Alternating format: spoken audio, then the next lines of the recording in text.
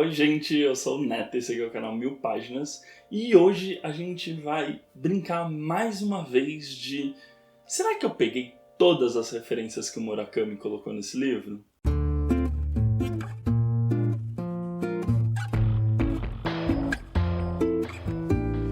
Bom, então antes de começar os recadinhos de sempre aqui do canal, não esquece de deixar seu like, seu comentário, se inscrever. Lembrando que no box de descrição a gente tem o link para a loja do Capitão Onigiri, bem como o cupom de desconto aqui do canal. Então você pode comprar quadrinhos, mangás, acessórios e livros e no fechamento da sua compra ganhar 5% de desconto, que é sempre muito melhor. E eu estou focado este ano em atingir aqueles objetivos que a gente conversou no começo do ano. E um dos objetivos era ler mais Haruki Murakami. É um autor que eu li algumas obras, mas li de maneira muito esparsa, mas todo ano que eu leio alguma coisa do Murakami é das melhores obras que eu li naquele ano. É um autor muito bom, que eu gosto muito. Então eu falei, não, esse ano eu quero ler mais. Aí eu já aproveitei com um livro que estava parado aqui em casa há muito tempo, que é O Sul da Fronteira, Oeste do Sol, dessa edição aqui que veio pela Tag, mas é publicado pela editora Alfaguara, que é a mesma que publica todos os outros livros dele no Brasil. E é um livro que é Haruki Murakami. Ele é intrinsecamente Haruki Murakami. Quando você lê, você não tem a sensação que pode ter sido outra pessoa que escreveu. Ao mesmo tempo que eu acho ele um pouco mais pé no chão do que outras coisas que eu li do autor. Bom, ele foi escrito originalmente em 1992 e o Murakami teve o cuidado da história se passar mais ou menos nesse período, porque ele queria um recorte do Japão muito específico para sua história. A gente vai acompanhar o protagonista Hajime, que é filho único, e ele é nascido exatamente após o período de Segunda Guerra, né? Então ele é uma das crianças que nasceram no período após a Segunda Guerra Mundial. E aparentemente, ser filho único nesse período era algo muito raro. As famílias tinham 2, 3 filhos. E para o Hajime, que cresceu ali durante os anos 70, por exemplo, ele sofreu muito por ser filho único, porque culturalmente se enxergava que crianças que são filhas únicas, elas eram mais mimadas, mais egoístas, né? Então eram mais difíceis de se lidar. E esse livro, ele é um romance de formação meio sem ser, porque a gente vai acompanhar a vida do Hajime. Então a gente já começa a acompanhar ele na infância, onde ele vai tratar de todos esses dramas pessoais dele, de meu Deus, eu sou filho único e todos os meus colegas no colégio têm irmãos e irmãs, e por isso eu sou muito diferente deles, até a vida adulta, onde se passa aí mais de 50% do livro. Aí, obviamente, algo que não pode faltar nos livros do Murakami são personagens femininas, né? E nesse livro em específico, a gente tem uma amiga que o Hajime conheceu na infância, que é a Shimamoto, e ela era uma criança que ela tinha paralisia em uma das pernas, causada aí pela poliomielite, se eu não me engano, e era uma amizade meio primeiro amor dos dois. Eles compartilhavam gostos e como ela também era filha única, a gente vê que há uma construção de um laço entre eles, quase como se eles fizessem parte de um grupo muito específico de pessoas e se encontraram ali. Então eles têm esse laço de somos filhos únicos e por conta disso a amizade deles floresce até se transformar meio que num primeiro amor. Mas como eles se relacionaram muito criança, muito jovens ali, eles meio que não tinham tanta noção do que estava sendo construído e o que estava se passando com eles. E aí a gente vai acompanhar, porque é muito engraçado, porque a Shimamoto num primeiro momento ela não parece tão importante. Ela está presente na juventude do Hajime, mas depois ele se muda e perde o contato por diversos fatores e outras mulheres entram na vida do Hajime. E a gente começa a acompanhar apenas a formação do protagonista. Então, como foi a relação dele com a primeira namorada, qual era o comportamento dele perante outras mulheres e como ele se relacionava com elas, como foram os anos de faculdade, como foi os anos de primeiro emprego, até que em um determinado momento a gente passa a acompanhar ele na vida adulta, onde ele encontrou uma mulher, se apaixonou por ela, se casou, teve 2 filhas, essa esposa dele tinha um pai que trabalhava no mercado imobiliário e por conta disso ele teve capital para poder investir, ele acabou investindo em um bar, profissão essa que o próprio autor teve. Então, às vezes o Murakami brinca com isso de colocar coisas muito pessoais nos seus personagens, então o Hajime também teve um bar e aí ele se torna meio que um empresário de sucesso, mas o Hajime sempre teve a sensação de que alguma coisa faltava na vida dele. E foi exatamente isso que me fisgou na história. Porque como a gente acompanha basicamente tudo pelo ponto de vista do Hajime e pelo modo como ele toca a vida dele quase no modo automático, existe um certo fascínio em acompanhar o que ele vai fazer a seguir, para onde a vida dele vai a seguir. Então, que eu acho bastante emblemático é quando ele passa pela faculdade, e aqui o Murakami é bastante ácido na construção do personagem. Porque durante os anos de faculdade que o protagonista passa, foi um período em que o Japão teve uma organização estudantil muito forte politicamente. Então, ocorriam manifestações, eles buscavam seus direitos. Então, o Hajime narra todos esses fatos. Ele fala que ele fez parte de conselhos, de grêmios e alinhado politicamente a várias coisas, mas ele nunca se envolveu muito com essas coisas porque ele sentia que ele não tinha uma conexão real com aquilo. O que faltava para ele não era esse tipo de atividade.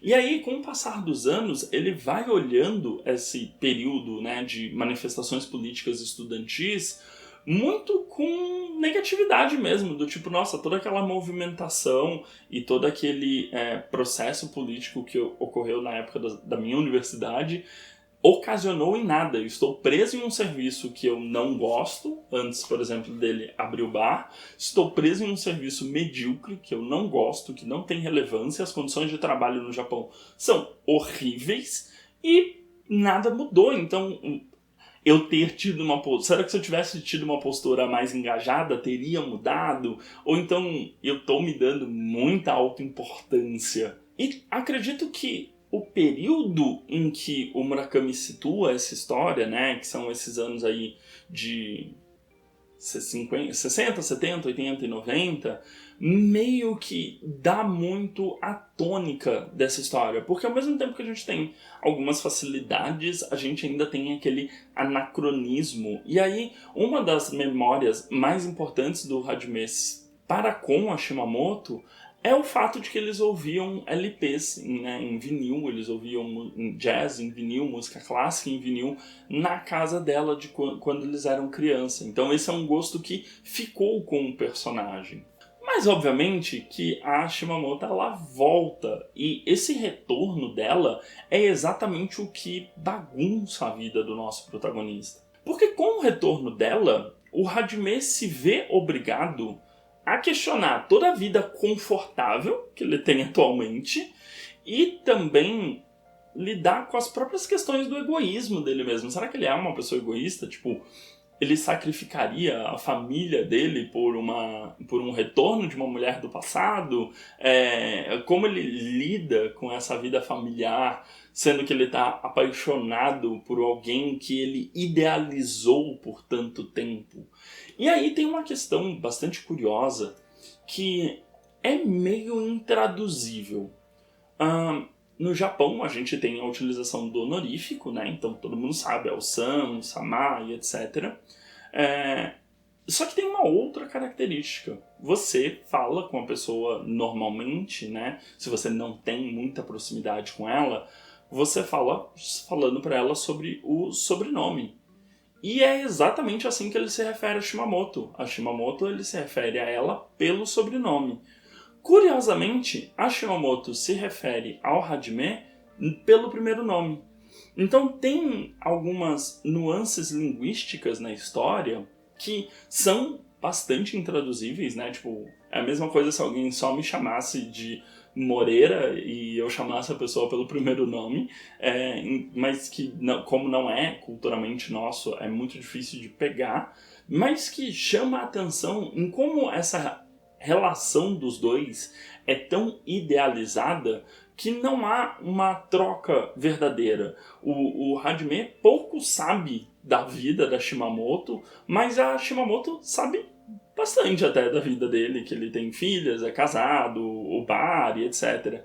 Então, é uma história meio melancólica. Ela é melancólica porque o protagonista tá ali na faixa de seus 40 anos, questionando toda a sua história pregressa, e você que acompanhou toda essa história pregressa em loco, você tá questionando junto com ele, porque você sabe como foi tudo isso e acompanhou tudo isso junto com o protagonista, ao mesmo tempo em que ela conversa com um recorte muito específico de: cara, será que daqui a 20 anos eu vou estar trabalhando naquilo que eu me esforcei tanto para fazer faculdade? Ou tudo aquilo que a gente dá muito certo e resolvido na vida, será que vai durar? Será que não existe nenhum fator que poderia voltar e bagunçar todo o nosso modelo de vida atual? Então essa apatia do Hajime, ao mesmo tempo que é um personagem um pouco egoísta, e o inverso, que é essa mulher idealizada voltar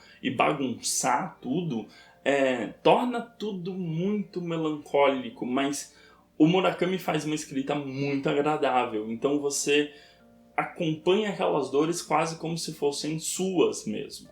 E acaba sendo o livro mais pé no chão do Murakami nesse sentido. Ele foi publicado originalmente em 92, né? Antes do boom das principais obras do Murakami. Então demorou bastante tempo pra gente ter ela traduzida. Chegou aqui no Brasil em 2021. Inclusive, ouvindo alguns podcasts com a tradutora oficial do Haruki Murakami aqui no Brasil, que é a Rita Cole, perdão, não sei pronunciar seu sobrenome, mas que é a Rita Cole, ela explica que ele não tem tanto apreço por essas primeiras histórias dele, que ele escrevia enquanto ele ainda trabalhava, então demorou muito para ele poder se dedicar única e exclusivamente à escrita. Então é meio difícil a gente ter acesso aos livros mais antigos do Murakami, porque ele mesmo, o próprio autor, não gosta tanto de revisitar essas obras. Parece que aos poucos ele está fazendo as pazes com o passado dele. Então ele é um livro bastante peculiar. Eu não diria que ele é uma porta de entrada boa para o Haruki Murakami, porque ele já pressupõe que você conheça algumas coisas do autor, você reconheça que sempre tem alguma citação de jazz no livro e meio que casse essas citações para entender, porque existem citações falsas. Entender quando o Murakami está trabalhando com realismo fantástico, quando ele não está, entender, brincar mesmo de decifrar as coisas que são comuns aos livros do Murakami, ao mesmo tempo que a história por si só se segura. Eu não sou um profundo entendedor do Haruki Murakami, mas foi uma história que está entre as minhas favoritas do ano. Foi muito prazeroso fazer essa leitura. Então, não é uma excelente porta de entrada, mas eu acho que ela fornece uma janela para a gente entender as obras do Murakami muito interessante, porque é um livro mais introspectivo. O próprio modo como é contado, os anos que a gente acompanha o protagonista, torna uma história extremamente introspectiva. Bom, vou parar por aqui porque o vídeo já está longo e eu não quero dar mais spoilers da história, mas é um daqueles finais meio abertos, assim. Porém, as últimas 10 páginas, tipo, os 2 últimos capítulos, têm textos incríveis, assim. Os diálogos dos personagens são riquíssimos. Se você já tem, como eu, né, mais de 30 anos, você vai entender muito desses diálogos de uma maneira muito pessoal. Então tem esse fator também. Então eu acho que Cara, é uma experiência. Esse livro, ele é uma experiência. Então, você tem que entrar muito aberto ao que você vai encontrar, não esperar respostas conclusivas da história do Hajime especificamente, e embarcar na loucura do Murakami. Bom, esse livro, né, Sul da Fronteira, Oeste do Sol, ele é publicado aqui no Brasil pela editora Alfaguara, tem 176 páginas, e está custando atualmente R$ 64,90 como preço de capa, mas sempre tem algumas promoções que deixam mais barato. E meio que é isso. Esse livro me deu mais vontade ainda de ler outras obras do Murakami, ainda mais se forem curtinhas, assim, até 200 páginas. Aí só vitória. Então fica a recomendação. Provavelmente vocês vão ver eu falando desse livro durante o ano inteiro, porque foi a leitura que eu fiz agora no começo do ano. É o melhor livro que eu li no ano até o momento, assim. Então, fica a recomendação, muito sincera. E por hoje é só. Então, não esquece de dar uma olhada nos vídeos recomendados que fica do meu lado direito. Se inscrever na bolinha do meu lado esquerdo para continuar me acompanhando. A gente se vê no próximo vídeo. Um grande beijo e tchau, tchau.